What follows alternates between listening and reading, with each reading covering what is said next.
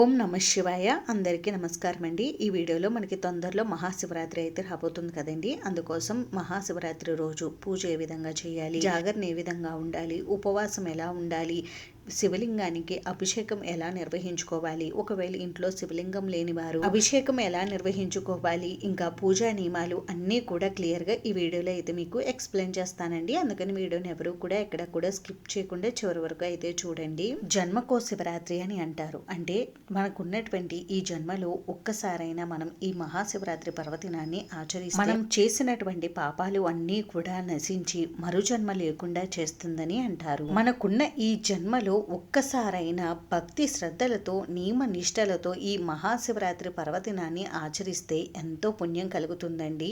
అంతటి శక్తి ఉందండి ఈ మహాశివరాత్రి పర్వదినానికి. ఈ మహాశివరాత్రి పర్వదినం రోజున ఆ కైలాసనాథుడిని ఎవరైతే భక్తి శ్రద్ధలతో నియమ నిష్టలతో ఆరాధిస్తారో వారికి ఆ కైలాసనాథుడి ఆశీర్వాదం అనుగ్రహం తప్పకుండా కలుగుతుంది. ఇంతటి విశేషమైన పర్వదినం మనకి ఈ 2025 సంవత్సరంలో ఎప్పుడు వచ్చింది అని అంటే మనకి ప్రతి సంవత్సరం కూడా ఈ మహాశివరాత్రి పర్వదినం మాఘమాసంలో వచ్చే కృష్ణపక్షంలో వచ్చే చతుర్దశి తిథి రోజు, అంటే రాత్రి సమయంలో చతుర్దశి తిథి ఏ రోజు అయితే ఉంటుందో ఆ రోజు మనం ఈ మహాశివరాత్రి పర్వదినాన్ని అయితే జరుపుకుంటామండి.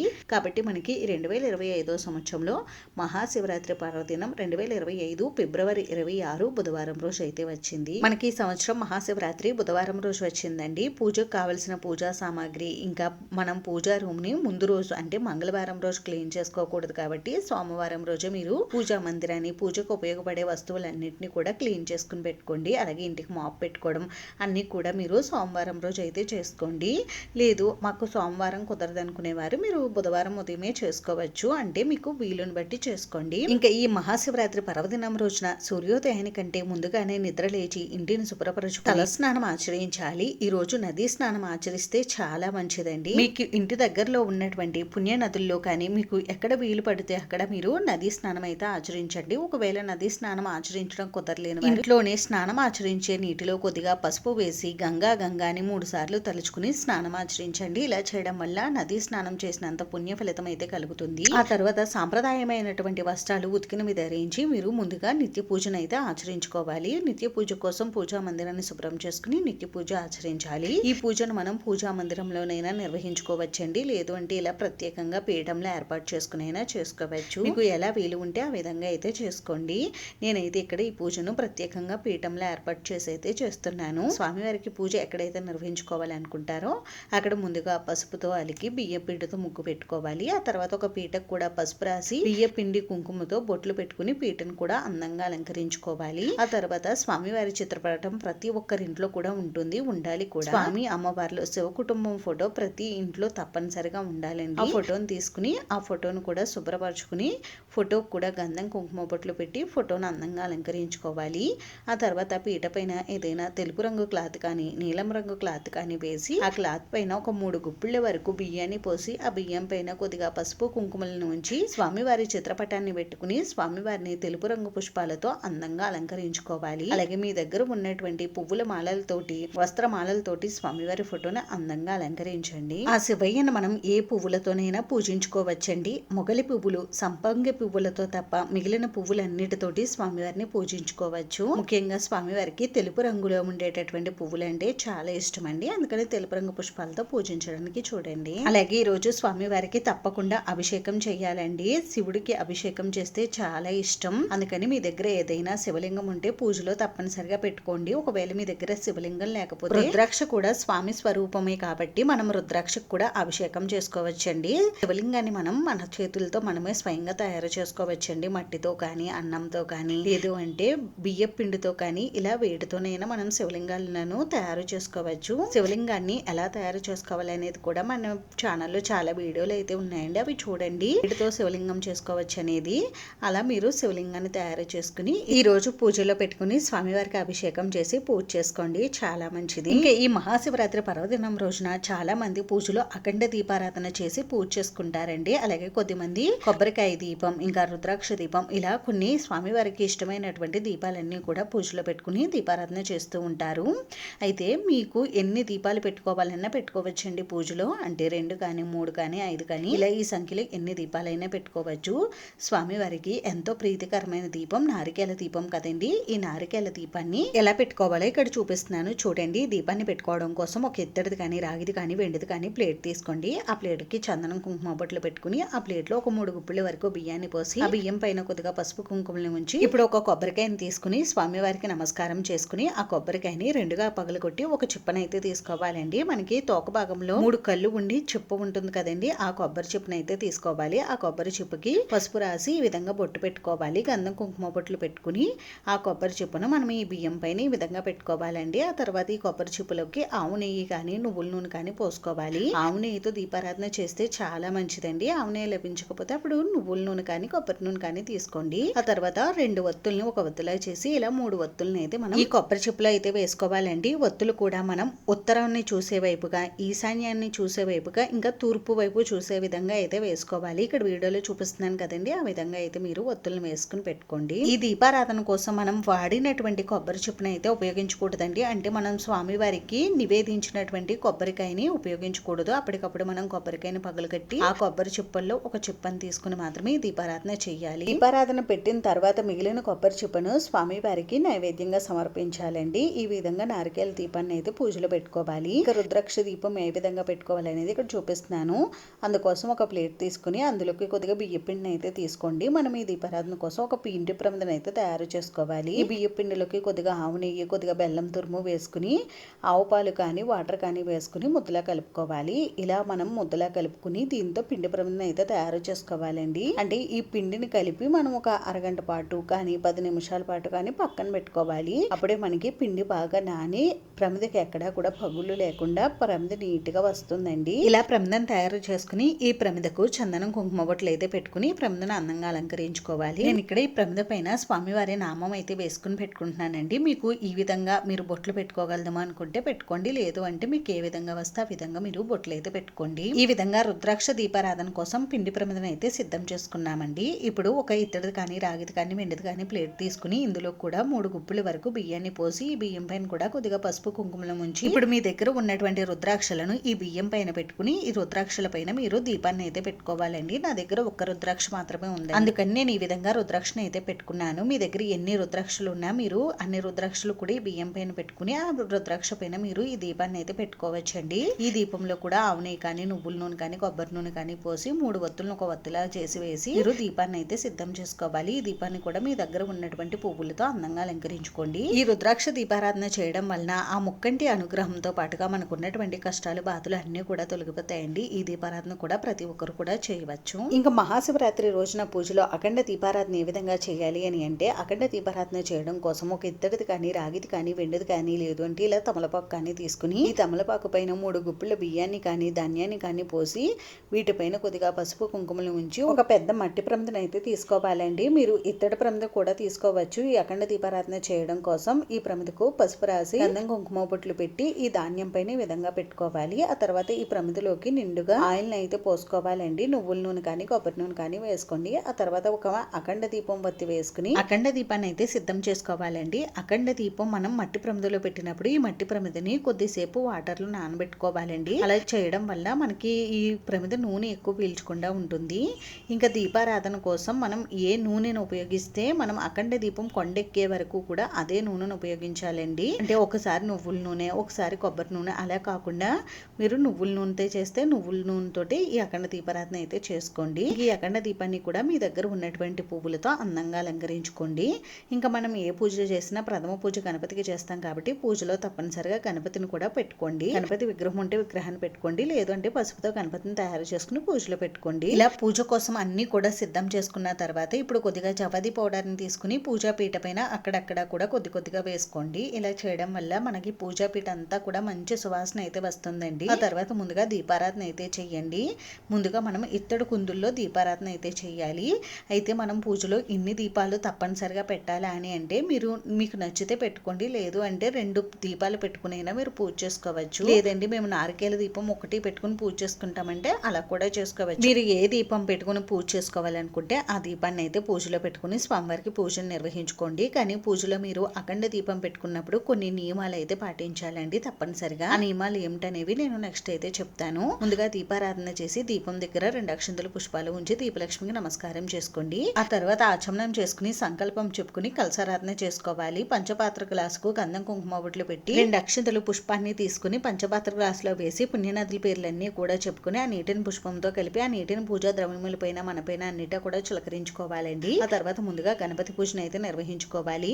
గణపతికి షోడశోపచార పూజ కానీ పంచోపచార పూజ కానీ నిర్వహించుకోవాలి. స్వామివారికి పూజ అంతా కూడా పూర్తి చేసిన తర్వాత ధూపం దీపం నైవేద్యం సమర్పించి కర్పూర నీరాజనం సమర్పించాలి. ఈ విధంగా గణపతి పూజ పూర్తి చేసుకోవాలి. ఆ తర్వాత అఖండ దీపారాధన అయితే చేయాలండి. మనం అనుకున్న సమయం వరకు ఈ అఖండ దీపం కొండెక్కకుండా చూడు తండ్రి అని ఆ స్వామి వారికి చెప్పుకుని ఆ అఖండ దీపం దగ్గర ఒక కొబ్బరికాయను అయితే కొట్టాలండి. కొబ్బరికాయను చేతుల్లోకి తీసుకుని మీకున్నటువంటి కోరికలన్నీ కూడా ఆ స్వామి వారికి చెప్పుకుని మీరు కొబ్బరికాయని కొట్టి అఖండ దీపం దగ్గర పెట్టుకోవాలి. ఆ తర్వాత అఖండ దీపానికి పూజను అయితే నిర్వహించుకోవాలి. ఈ దీపం దగ్గర కొద్దిగా పసుపు కుంకుమ గంధం అక్షింతలు పువ్వులు సమర్పించి అలాగే దీపానికి ధూపం దీపం నైవేద్యం అయితే సమర్పించాలి. నైవేద్యంగా చిన్న పటికి బెల్లం ముక్కను నివేదించాలండి. ఆ తర్వాత ఈ దీపానికి కర్పూర నీరాజనం సమర్పించి దీపానికి నమస్కారం చేసుకోవాలి. ఈ పూజనే కాదండి, మనం ఏ పూజలో అఖండ దీపారాధన చేసినా తప్పకుండా అఖండ దీపం దగ్గర కొబ్బరికాయ అయితే కొట్టాలండి. ఇది తప్పనిసరిగా అందరూ కూడా ముఖ్యంగా గుర్తించుకోవాల్సిన విషయం. అఖండ దీపారాధన చేసిన తర్వాత మాత్రమే మనం మిగిలిన దీపాలన్నీ కూడా వెలిగించుకోవాలి. ఈ దీపాలకు కూడా కొద్దిగా పసుపు కుంకుమ గంధం అక్షంతలు పువ్వులు సమర్పించి నమస్కారం చేసుకోవాలండి. ఇలా పూజలో పెట్టుకున్నటువంటి అన్ని దీపాలు వెలిగించుకున్న తర్వాత ఇప్పుడు స్వామివారికి పూజనైతే నిర్వహించుకోవాలి. ముందుగా స్వామివారికి అభిషేకం అయితే నిర్వహించుకోవాలి. స్వామివారికి అభిషేకం అంటే చాలా ప్రీతి అండి, అందుకని తప్పనిసరిగా ఈ రోజు అభిషేకం అయితే నిర్వహించుకోండి. ముందుగా స్వామివారికి కొద్దిగా ధూపం చూపించి 2 అక్షంతలను స్వామివారి పాదాల దగ్గర ఉంచి స్వామివారికి నమస్కారం చేసుకోండి. ఆ తర్వాత అభిషేకం అయితే ప్రారంభించండి. మీ దగ్గర శివలింగం ఉంటే పూజలో శివలింగాన్ని పెట్టుకుని ఈ విధంగా అభిషేకం అయితే నిర్వహించుకోండి. ఒకవేళ మీరు వేటితోనైనా శివలింగాన్ని తయారు చేసుకుంటే వాటికి అభిషేకం చేయడం అనేది అంత కుదరదండి. అంటే మట్టితో కానీ పిండితో కానీ ఇలా వేటితోనైనా చేసుకుంటే ఇలా ఎక్కువ జలాలను వేయడానికి కుదరదు. అటువంటప్పుడు మీరు ఒక తమలపాకును తీసుకుని మీరు ఏ ద్రవ్యంతో అయితే స్వామివారికి అభిషేకం చేయాలనుకుంటారో ఆ ద్రవ్యంలో తమలపాకును ముంచి స్వామివారి పైన కొద్దిగా చిలకరించండి. ఈ విధంగా చేసినా మీరు అభిషేకం చేసినంత ఫలితం అయితే కలుగుతుంది. భక్తితో ఉద్దరిని నీళ్లు ఆ స్వామికి సమర్పిస్తే ఎంతో పరవశించి కోరిన కోరికలు తీరుస్తాడు ఆ బోలా శంకరుడు. అటువంటి స్వామివారిని ఈ మహాశివరాత్రి రోజున పంచామృతాలతో కానీ ఆవు పాలతో కానీ పళ్ళ రసాలతో కానీ మారేడు దళాలు ఉంచిన నీటితో కానీ రుద్రాక్షలు ఉంచిన జలంతో కానీ ఇంకా విభూది జలంతో కానీ ఇలా వేటితోనైనా అభిషేకించవచ్చు. లేదు అంటే శుద్ధమైన జలంతోనైనా మనం స్వామివారికి అభిషేకం చేయవచ్చండి. నేను ఇక్కడ స్వామివారికి పంచామృతాలతో అభిషేకం చేస్తున్నానండి. పంచామృతాలంటే ఆవు పాలు ఆవు పెరుగు ఆవు నెయ్యి తేనె చక్కెర ఈ 5 స్వామివారికి అభిషేకం చేయాలండి. ఈ 5 కలిపి అయినా మనం అభిషేకం చేయవచ్చు, లేదు అంటే విడివిడిగా అయినా మనం అభిషేకం చేయవచ్చు. ముందుగా శుద్ధ జలంతో అభిషేకం చేసి ఆ తర్వాత పంచామృతాలతో అభిషేకం చేయాలండి. ఈ విధంగా స్వామివారికి అభిషేకం పూర్తయిన తర్వాత ధూపం చూపించి కర్పూర నీరాజనం సమర్పించి స్వామివారికి నమస్కారం చేసుకోవాలండి. అభిషేకం పూర్తయిన తర్వాత ఈ అభిషేక ద్రవ్యాన్ని మనం ప్రసాదంగా ఇంట్లో వారందరూ కూడా కొద్దిగా స్వీకరించాలండి. మిగిలిన ద్రవ్యాన్ని మనం ఎవరు తొక్కని చోట చెట్టు మొదట్లో అయితే వేసేయవచ్చు. ఇప్పుడు పూజ కోసం స్వామివారిని అయితే సిద్ధం చేసుకోవాలండి. స్వామివారిని శుద్ధ జలంతో శుభ్రం చేసుకుని తడి మొత్తం కూడా ఏదైనా క్లాత్ తో నీట్ గా తుడుచుకుని స్వామివారికి గంధం కుంకుమ బొట్లు పెట్టి అందంగా అలంకరించుకుని మళ్ళీ పూజలో పెట్టుకోవాలి. ఇలా మనం పూజ చేస్తున్నంత సేపు అలాగే స్వామివారికి అభిషేకం చేస్తున్నంత సేపు కూడా స్వామివారి నామస్మరణ చేసుకుంటూ ఉండాలండి. స్వామివారి ఓం నమ శివాయ అనే పంచాక్షర మంత్రాన్ని పఠిస్తూ ఉండాలి. ఈ రోజు ఎంత వీలు ఉంటే అంత ఈ మంత్రాన్ని పఠిస్తే చాలా మంచిదండి. ఈ మహాశివరాత్రి రోజునే ఆ పరమేశ్వరుడు జ్యోతిర్లింగ రూపంలో ఆవిర్భవించాడని మనకి పురాణాలు చెప్తున్నాయండి. అంటే స్వామివారు లింగ రూపంలో ఆవిర్భవించిన రోజే ఈ మహాశివరాత్రి. అంతేకాకుండా ఈ లోకాన్ని కాపాడడం కోసం కాలకూట విషాన్ని గొంతులో దాచుకున్న రోజు కూడా ఈ రోజే. ఆ వేడిని తట్టుకోవడం కోసమనే అభిషేక ప్రియుడైనాడు. అందుకనే ఈ రోజు స్వామివారికి ఏమి సమర్పించినా సమర్పించకపోయినా తప్పకుండా అభిషేకం అయితే నిర్వహించాలి. ఇలా స్వామివారిని అందంగా పువ్వులతో అలంకరించుకున్న తర్వాత ఇప్పుడు స్వామివారికి పూజన అయితే నిర్వహించుకోవాలండి. స్వామివారికి ఈ రోజు షోడశోపచార పూజనే నిర్వహించుకోవాలి. షోడశోపచార పూజ చేసుకోవడం కుదరదు మాకు అనుకునేవారు పంచోపచార పూజ నిర్వహించుకోండి. ఈ రోజు స్వామివారిని తెలుపు రంగు అక్షంతలతో కానీ విభూతితో కానీ, తెలుపు రంగు పుష్పాలతో కానీ, మారేడు దళాలతో కానీ, తులసి దళాలతో కానీ పూజించుకోవాలి. తెలుపు రంగు అక్షింతలు, శ్వేతాక్షింతలు అంటే బియ్యాన్ని కడిగి తడి మొత్తం ఆరిన తర్వాత ఆ బియ్యాన్ని శ్వేతాక్షతలు అంటారండి. వాటితో స్వామివారికి పూజ చేసుకోవచ్చు. ఇంకా మీ దగ్గర విభూది కానీ, మారేడు దళాలు కానీ ఉంటే వాటితో కూడా స్వామివారికి పూజ చేయండి. స్వామివారికి ఇలా పూజ చేస్తున్నప్పుడు స్వామివారి శ్లోకాలు, స్తోత్రాలు, ఇంకా కార్తీక పురాణం, శివ పురాణం ఇలా ప్రతి ఒక్కటి కూడా చదువుకుంటూ మీరు స్వామివారికి పూజను నిర్వహించుకోవచ్చు. లేదు అంటే ఓం నమః శివాయ అనే పంచాక్షర మంత్రాన్ని లేదా హరహర మహాదేవ శంభో శంకర అని అనుకుంటూ అయినా మీరు స్వామివారికి పూజ చేసుకోవచ్చు. ఇంకా శివరాత్రి రోజున స్వామివారికి పూజ ఏ సమయానికి నిర్వహించుకోవాలి అని అంటే ప్రదోష సమయం అంటే సాయంత్రం 5 గంటల నుండి 6 గంటల లోపు మీరు పూజ చేసుకుంటే చాలా మంచిదండి. అలాగే మహాశివరాత్రి పర్వదినం రోజున ఉదయం కూడా స్వామివారికి పూజ చేసుకోవచ్చు. ఉదయం పూజ చేసుకుని సాయంత్రం కూడా చేసుకోవచ్చండి. మాకు ఉదయం సాయంత్రం పూజ చేసుకోవడం కుదరదండి అనుకునేవారు లింగోద్భవ సమయం అంటే నిషిత కాల సమయంలోనైనా మీరు స్వామివారికి పూజ చేసుకోవచ్చండి. అంటే అర్ధరాత్రి సమయం 12 గంటల సమయంలో మీరు స్వామివారికి పూజ చేసుకోవచ్చు. మహాశివరాత్రి పర్వదినం రోజున స్వామివారికి ఉదయం సాయంత్రం పూజ చేసుకుంటే చాలా మంచిదండి. అలా కుదరలేని వారు మహాశివరాత్రి రోజున 4 జాముల్లో పూజను అయితే నిర్వహిస్తూ ఉంటారు చాలా మంది. ఆ 4 జాములు ఎప్పుడెప్పుడు అనేది నేను టైమింగ్స్ అన్ని కూడా ఒక వీడియో అయితే చేసి ఛానల్లో పెట్టానండి. ఆ వీడియో చూడండి, మీకు అన్ని కూడా క్లియర్ గా అర్థమవుతాయి. ఈ 4 జాముల్లో ఏ జాములో పూజ చేసుకున్నా కూడా మంచి ఫలితాలే కలుగుతాయండి. ఒకవేళ ఈ రోజున మీకు ఇంట్లో పూజ చేసుకోవడం కుదరకపోతే గుడికి వెళ్ళి అక్కడ స్వామివారికి అభిషేకం చేసుకుని పూజా కార్యక్రమాల్లో పాల్గొనండి. ఇలా చేసినా మీకు పూజ చేసిన ఫలితం అయితే కలుగుతుంది. మనం పూజలో స్వామివారి ఫోటో పెట్టుకున్నాం కదండి, ఫోటో దగ్గర కూడా స్వామివారికి కొద్దిగా పసుపు, కుంకుమ, గంధం, అక్షంతలు, పువ్వులు సమర్పించి ఇప్పుడు ధూపం, దీపం, నైవేద్యం అయితే సమర్పించాలండి. ఈ రోజు స్వామివారికి నైవేద్యంగా చల్మిడి, వడపప్పు, లేదు అంటే ఏవైనా ఫ్రూట్స్ కానీ, ఇంకా మనం నారికేల దీపం పెట్టుకున్నాం కదండి, మిగిలిన కొబ్బరి చిప్పులో ఈ విధంగా కొద్దిగా బెల్లాన్ని పెట్టి దీనినే మనం స్వామివారికి నైవేద్యంగా సమర్పించవచ్చు. లేదు అంటే ఈ కొబ్బరి చిప్పుతో మనం ఏదైనా తీపి పదార్థం చేసి దాన్నైనా మనం స్వామివారికి నివేదించవచ్చండి.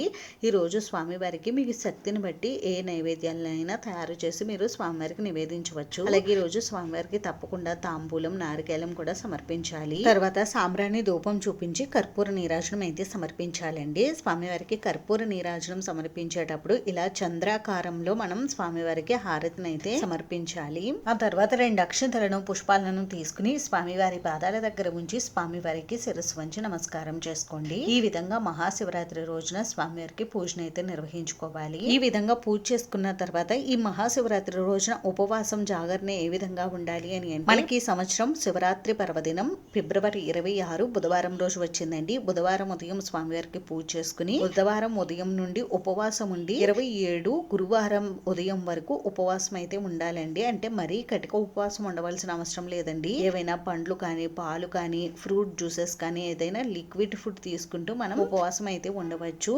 ఇంకా జాగరణ మనం ఏ రోజు ఉండాలి అని అంటే బుధవారం రాత్రే మనం జాగరణ అయితే ఉండాలండి. జాగరణ అంటే మనం రాత్రి అంతా కూడా ఉండాలండి. ఒకవేళ మీరు రాత్రి అంతా ఉండలేరు అని అనుకుంటే నిశ్చిత కాలం అయిన తర్వాత అంటే రాత్రి 12 గంటలు దాటిన తర్వాత మీరు పడుకోవచ్చు. పడుకున్న వారు మీరు నేలపైనే పడుకోవాలండి, బెడ్ పైన అస్సలు పడుకోకూడదు. మేము ఇలా స్వామివారికి పూజ కానీ, ఉపవాసం కానీ, జాగరణ కానీ ఏమీ ఉండలేమో అనుకునేవారు మీరు ఈరోజు స్వామివారి నామస్మరణ చేసుకోండి.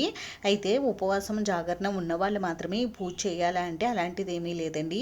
మీరు ఉపవాసం, జాగరణ ఉండకపోయినా కూడా ఈ విధంగా పూజ చేసుకోవచ్చు. ఇంకా ఈ మహాశివరాత్రి రోజున మామూలుగా పూజ చేసుకున్న వారు ఎటువంటి నియమాలు పాటించాలంటే ఈ రోజు నాన్ వెజ్ అస్సలు తినకూడదండి. అలాగే ఆహారంలో ఉల్లి, వెల్లుల్లి లాంటివి కూడా తీసుకోకూడదు. ఇంకా బ్రహ్మచర్యం అయితే తప్పనిసరిగా పాటించాలి. నేలపైన పడుకోండి కుదిరిన వారు, కుదరలేని వారు బెడ్ పైన పడుకోవచ్చు. ఇంకా ఉదయం అంతా కూడా ఉపవాసం ఉండి రాత్రికి భోజనం చేయవచ్చండి. లేదు అంటే ఒంటిపూట అంటే మధ్యాహ్న వేళ భోజనం చేసి రాత్రికి ఏదైనా అల్పాహారం తీసుకోవచ్చు. ఇంకా ఈ మహాశివరాత్రి రోజున ఉదయం సాయంత్రం కూడా ఈ విధంగా పూజ చేసుకోవాలి. స్వామివారి పీఠాన్ని ఈ రోజు కదిలించకూడదండి. నెక్స్ట్ డే మార్నింగ్ కూడా స్వామివారికి పూజ చేసుకుని పూజ పూర్తయిన తర్వాత మాత్రమే స్వామివారి పీఠాన్ని కదిలించాలి. అంటే గురువారం రోజు మాత్రమే మనం స్వామివారి పీఠాన్ని కదిలించాలి. గురువారం ఉదయం స్వామివారికి పూజ చేసిన తర్వాత గుడికి వెళ్లి అక్కడ స్వామివారిని దర్శించుకుని శక్తి ఉన్నవారు బ్రాహ్మణులకి స్వయం స్వయంపాక దానం ఇచ్చి స్వామివారి తీర్థం పుచ్చుకుని ఉపవాస దీక్షను అయితే విరమించాలి. ఇంకా మహాశివరాత్రి రోజున ఉదయం మనం పూజ చేసి అఖండ దీపం పెట్టుకుంటాం కదండి. ఈ అఖండ దీపం నెక్స్ట్ డే మార్నింగ్ పూజ చేసే వరకు వెలుగుతూ ఉండాలి. ఇంకా పూజ అంతా పూర్తయిన తర్వాత అఖండ దీపం కొండెక్కినా కూడా పర్వాలేదు. శివరాత్రి రోజున స్వామివారికి ఉదయం పూజ చేసుకున్న వారు ఉదయం అఖండ దీపం పెట్టుకుని పూజ చేసుకుంటారు కదా. ఈ అఖండ దీపం నెక్స్ట్ డే మార్నింగ్ వరకు వెలుగుతూ ఉండాలండి. ఒకవేళ మీరు సాయంత్రం పూజ చేస్తే సాయంత్రం అఖండ దీపం పెట్టుకున్న వారు నెక్స్ట్ డే మార్నింగ్ వరకు అఖండ దీపం వెలుగుతూ ఉండేలా చూసుకోండి. పీఠం కదిలించిన తర్వాత పూజా సామాగ్రిని ఏం చేయాలని చాలా మందికి డౌట్ అయితే ఉంటుందండి. మనం దీపారాధన చేసుకోవడానికి దీపాల కింద బియ్యం వేసాం కదండి. ఆ బియ్యాన్ని మనం ఏదైనా తీపి పదార్థం చేసుకుని ఇంట్లో వారందరూ కూడా భుజించవచ్చు. ఇంకా నారికేల దీపం పెట్టుకున్నటువంటి నారికేలాన్ని మనం ఎవరు తొక్కని చోట అయినా వేసేవచ్చు, లేదు అంటే పారే నీటిలో వదిలేయవచ్చు. ఇంకా పిండి దీపం ఉంది కదండి. ఈ పిండి దీపాన్ని ఆవుకు తినిపించవచ్చు, లేదు అంటే ఎవరో తొక్కని చోట చెట్టు మొదట్లో వేసేయవచ్చు. ఇంకా అఖండ దీపం కింద వేసినటువంటి ధాన్యాన్ని ఎవరో తొక్కని చోట చెట్టు మొదట్లో అయితే వేసేయాలండి, లేదంటే పారే నీటిలో వదిలేయవచ్చు. అఖండ దీపం పెట్టినటువంటి మట్టి ప్రమిదని మనం క్లీన్ చేసుకుని నెక్స్ట్ పూజలకు వాడుకోవచ్చండి, లేదు అంటే పారే నీటిలో వదిలేయవచ్చు. ఇంకా పూజలో స్వామివారికి పూజ చేసినటువంటి పుష్పాలని పత్రాలని నిర్మాల్యం చేసి ఎవరో తొక్కని చోటైనా వేసేయవచ్చండి, లేదంటే పారే నీటిలో వదిలేయవచ్చు. ఇంకా స్వామివారికి పూజ చేసినటువంటి విభూతిని ఏదైనా ఒక చిన్న డబ్బాలో స్టోర్ చేసుకుని ప్రతిరోజు కూడా ఇంట్లో వారందరూ బొట్టుగా ధరించవచ్చు. ఈ విధంగా మహాశివరాత్రి పర్వదినం రోజున స్వామివారిని ఎవరైతే అత్యంత భక్తి శ్రద్ధలతో నియమ నిష్టలతో పూజిస్తారో వారికి కైలాస ప్రాప్తి కలుగుతుందని, అలాగే మోక్షం లభిస్తుందని, ఇంకా స్వామివారి అనుగ్రహం పరిపూర్ణంగా కలిగి అఖండ ఐశ్వర్యం సిరి సంపదలు కోరినటువంటి కోరికలన్నీ కూడా శీఘ్రంగా నెరవేరుతాయి. అంతేనండి, చూసారు కదా మహాశివరాత్రి రోజు పూజ ఏ విధంగా నిర్వహించుకోవాలనేది. ఈ వీడియో మీకు నచ్చితే ప్లీజ్ లైక్ చేసి షేర్ చేసి సబ్స్క్రైబ్ చేసుకోండి. వీడియోలో మీకు ఇంకా ఎక్కడైనా డౌట్స్ ఉంటే నాకు కామెంట్ చేయండి, రిప్లై అయితే తప్పకుండా ఇస్తాను. వీడియోని చివరి వరకు చూసినందుకు చాలా థ్యాంక్స్ అండి.